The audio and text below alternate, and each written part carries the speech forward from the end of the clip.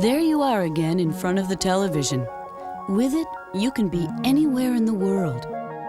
Deep in its oceans, even out in space. You can make music, take a fast break, and even learn something. Sometimes we take the products of planet Earth for granted. Everyone uses them, but most can't tell you what these products are made of, how they were made, or where they came from.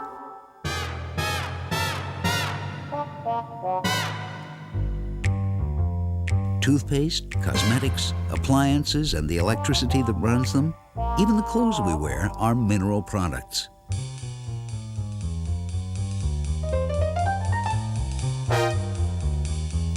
Imagine a day when you wake up and one by one, all of the mineral products in your life just disappear.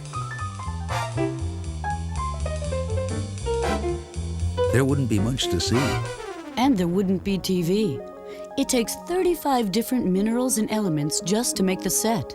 So the next time there's nothing on the tube, remember what's inside it and where it came from.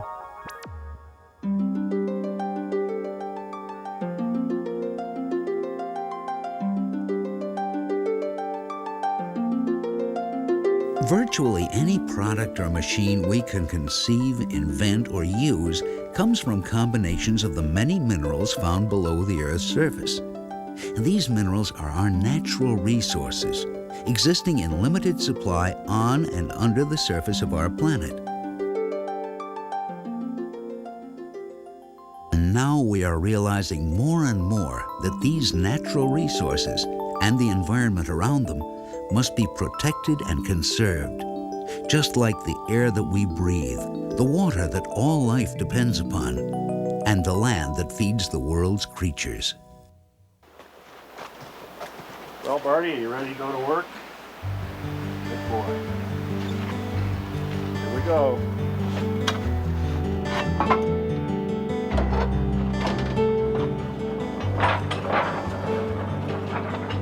I grew up in Colorado Springs and was fortunate enough to have a family where during the summer weekends and fall weekends we would go to a number of old Colorado historic mining towns. And I think I got gold fever when I was about 11 years old. And often through high school would write reports on gold mining and even through college. I think with the population increasing the way it is, all of us have to learn to be recyclers. We have to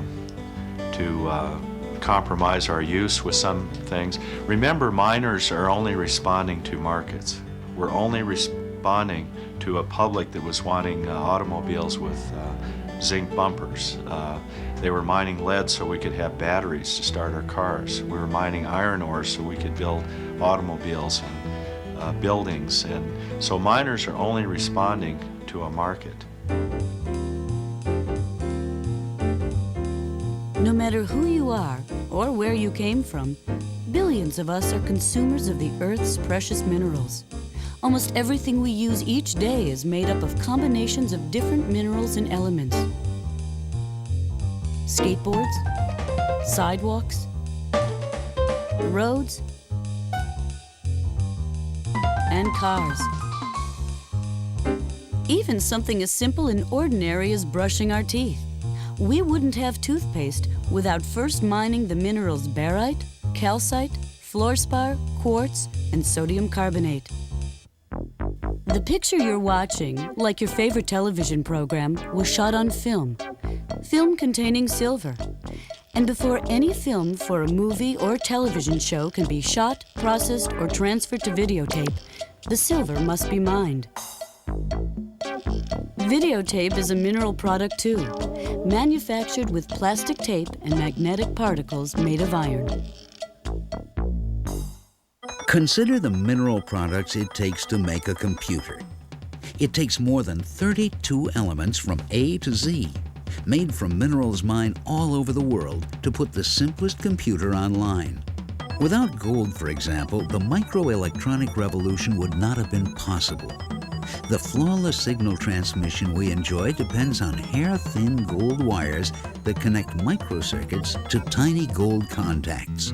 It's overwhelming to think of just how many products are made from the rocks and minerals of our planet.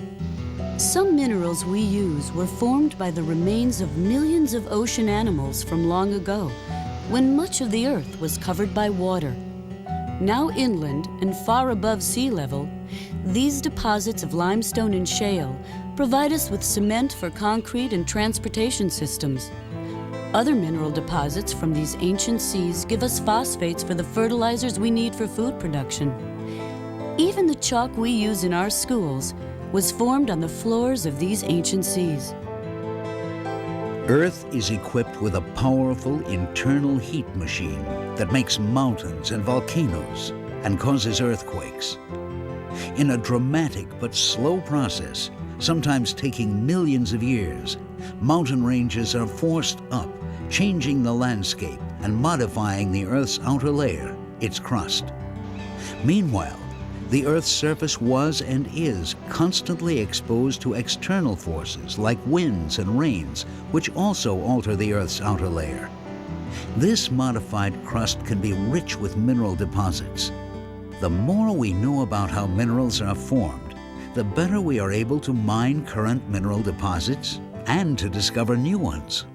Geologists are challenged with the task of finding these rare and scattered deposits. Modern exploration tools, such as satellite photos and computer images, enable them to examine vast tracts of land without disturbing the Earth's surface. With this technology, and a little luck, the geologists might discover a prospect or two, sort of like finding a needle in nature's haystack. Through further sampling and study, the miners hope the prospects will prove to be rich enough to risk the development of a mine. When that happens, it's a rare and wonderful event for mining companies large and small. Traditionally, in a small operation, a person like myself, who may be president of the company, is one day with a suit and tie on, several days actually mining or hauling the trash down to the dump or taking the water samples. Historically, it's been the small miner who always makes initial discovery and then interests a bigger company who comes in and makes a mine out of it. All I can say is that I think we're just one round away from the mother lode, hopefully. Considering all of the minerals used by billions of consumers, it's amazing that more than 99.9% of the Earth's surface has never been touched by mining. For example, most of the gold we use comes from relatively small areas in South Africa, Canada, the United States, Russia, Australia, and Indonesia.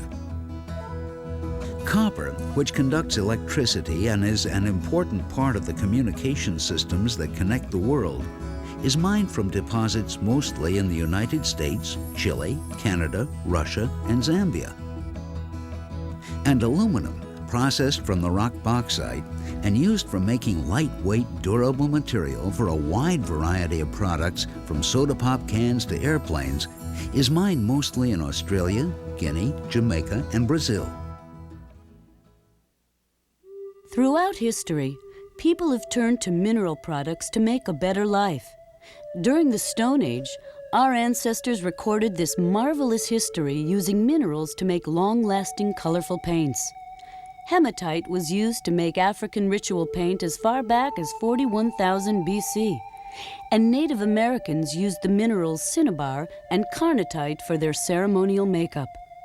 Weapons and farming implements distinguished man as protector and provider.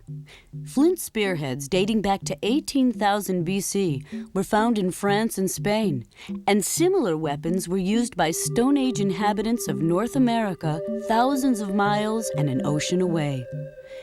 As early as 4200 BC, people had discovered that fire could be used to melt copper, allowing it to be molded into many shapes and forms. People of the Copper Age found this metal to be perfect for shaping into ornaments and useful tools.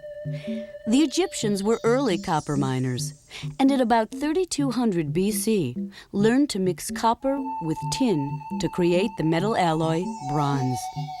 Bronze was easier to melt and stronger than copper.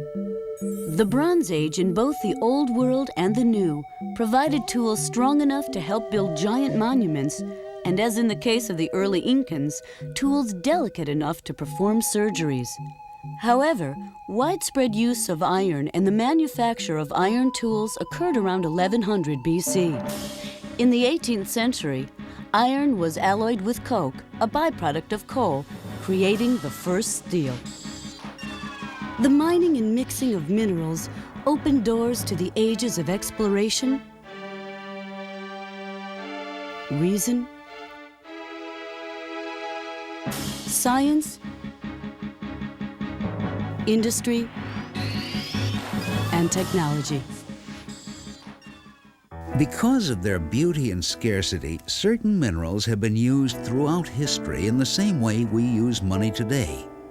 From the turquoise and malachite traded by Native Americans to the gold and silver that makes coins and still sets economic standards of governments in the 20th century, man has always recognized the value of our mineral resources. Through the ages, people have explored and harvested the earth as if its boundaries were endless. Royalty and common people, natives and explorers, gave little or no thought to earth as a limited supplier to man. As the human population increased, many saw animal populations and natural resources decreasing, changing the way we think about our planet, ultimately changing the way we use and manage the Earth's valuable resources. 10 years ago, I wasn't as up on taking care of the forests and the oceans as I am today. Like there's more of an awareness that's starting right now and from elementary school on up with the adults. I stopped littering. I used to litter a lot.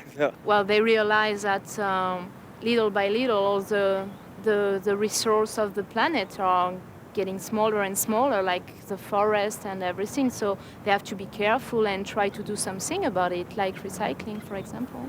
The methods of mining worldwide have also changed significantly in recent years in order to manage the balance between limited supply, the environment, and increasing demand by all of us as consumers. Miners, like many of us, have become more sensitive to maintaining that balance, more actively protecting the environment which supplies the world's mineral demands. Like water, for a start off, if it's going to affect the water, the groundwater, then obviously that would be a major concern. The vegetation, obviously, because we're all concerned about that, and plant a tree and everything. And if it's not dangerous to my health or to the health of other people, I don't see any reason. It might bring jobs for people around here. I don't see any problem. The discovery of a major gold deposit in the vicinity of Lower Lakes, California, meant drastic changes for that community. As one of the largest construction projects in the state of California at that time, the mine brought jobs and prosperity into a depressed economy. For the people living there, a large mine also meant fear of the unknown and awakened concern for the environment. The tailings will be deposited from a ring discharge system so that we can take advantage of the natural evaporation of the area and accelerate the consolidation of the solids and get in here and reclaim it as quickly as we possibly can. There was certainly a great deal of curiosity from the community as to how we might affect water quality and air quality and the interests of surrounding landowners. We worked very closely with them. We sought out all of those people who had an interest at stake and encouraged them to participate in our planning process. Before one stone is turned on a new mine site, a long list of environmental requirements must be fulfilled by the mine developers. In the case of the McLaughlin mine and other modern mines like it, over 50 federal laws protect air, water, wildlife, vegetation, historical sites, and the communities surrounding a potential mine site. In addition, numerous state and local regulations and laws must be followed. These regulations result in hundreds of permits that must be obtained to meet today's strict standards. I think we've discovered in the last really 15 or 20 years in modern mining projects that it is indeed possible to produce the minerals that we need as a society in an environmentally acceptable way. McLaughlin is but one example of a mine where water quality is protected and air quality is protected, and really the surrounding environment is enhanced as a consequence of the presence of the mining project in that location. At and around modern mine sites, water samples are taken from both ground and surface water monitoring stations. The samples are then analyzed at independent labs, and as in other mining operations, the results become public record. Stone quarries provide towns and cities with the construction materials needed for roads and buildings, so they're usually located near the population centers that they supply. During the last 15 years, as the quarry has grown and the metropolitan area has grown, the citizens have become more aware of mining operations close to them. We realize that it's very important for us as good citizens that if we want to grow and expand, that we have to be cognizant of our neighbors to the east who do see this quarry and who are impacted by it. Because quarries are so close to where people live, it's especially important to provide barriers against noise pollution and to continue to replace mined land with cultural resources for humans and other inhabitants to enjoy.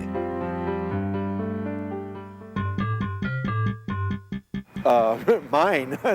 They go into the ground and dig stuff. I don't know. Some people have a perception that we go in with a little pick and we pick out, we put a little canvas down, and every day we pick out a couple ounces of gold. We bring it out and put it in a little furnace, and we take it down to the jewelry store and sell it. And that's certainly exactly opposite of what it really is. Modern mining has evolved into a high-tech, more environmentally conscious supplier to the world's consumers. Different types of ore deposits require different mining techniques to extract the minerals.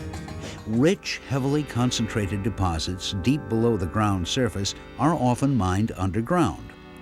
In an underground mine, miners travel through a shaft similar to an elevator or a horizontal opening called an adit down to the face of the deposit, using highly advanced machinery to mine the lead, zinc, silver, diamonds, or other minerals commonly found in this type of ore deposit. When the mineral deposit is large and close to the surface, it is recovered by using one of several surface mining techniques. Normally, the minerals in these deposits, such as copper, are less concentrated, and large amounts must be processed to extract them. Digging their way down into the deposit in stair-step fashion to create benches, the miners operate some of the largest machines on Earth. Giant shovels and trucks to break up the rock and haul it up out of the open pit. As tall as a two-story house, one of the largest of these trucks weighs as much as 6 737 jets. A mineral deposit that occurs as a flat layer close to the surface is recovered by area mining. Coal deposits are often layered this way, and the miners temporarily open the earth to remove the minerals beneath. Then the top layer is replaced and the land is reclaimed to its previous state. Well, I guess my perception of miners comes from what you see in the movies, guys with hard hats and lights on their heads, dressed in overalls. No way. There is no way that you'd get me in a coal mine. Stuart McGee is a history professor who has studied the coal industry, charting its past, present, and future. All throughout American history and culture, all of our images of coal are consistently and unrelentingly negative. Acid rain, strip mining, black lung, labor strife, accidents, sallow-faced, tow-headed children standing knee-deep in garbage-infested hollows next to tar paper shacks. These are the images I brought with me to the coal fields. But people who grew up in those coal communities don't remember it that way at all. They speak fondly of the sense of community, neighborhood, the close ties of church and family. It took me years of study before I could free myself of all of the misconceptions and stereotypes that hinder our understanding of the peculiar and fascinating world of the coal fields. A coal miner worked with his hands in the soil. He produced a finished product. He got up in the morning, and like a farmer, he walked to work. At the end of the day, he'd produced a finished product that he could take pride in. The mining industry is often singled out for environmental infractions, and in fact, All modern industry does change the land in which we live. However, industrialization occurred in the late 19th century before we understood the implications really of the process. Too often, we tend to superimpose the present upon the past. We are fortunate today that we understand the implications and we've begun to deal with these problems in a way that I think we can all take some pride in. We should not forget, however, that all of our fossil fuels are finite, and only the proper management and the proper control and use of these industries can enable us to enjoy the benefits of cheap and efficient energy in the years to come. Some of us, however, still miss the braying of mine mules and the echoing of the immigrant miners' foreign languages up and down the haulageways and the passageways of the coal mines of yesterday. Over half of the world's electricity is generated by coal, and in many areas, coal mining is still a way of life. Well, the general public has a misconception and the stereotype that all miners are illiterate and they're dirty-faced, bearded, and potbellies, in which nothing. These are a bunch of highly professional, highly trained, very dedicated individuals that have a job to perform, and they do it remarkably. And as far as being a dirty job, I'm a truck driver here at Old Hickory, and I've done put in a half shift's work, and I'm not black, dirty, or have a black face. My clothes are still clean. Are you happy? Happy. The best thing I like about it is just coming out here seeing the men every day. It's just like being home to me. It's just a skill that has to be done, and it's a job that has to be done. It's no different from being home to me. When they come in and reclaim it, sow it back down in grass, trees, shrubbery and stuff like that, it's no different. It's beautiful. I love it out here. Reclamation? No. You going to tell me? No.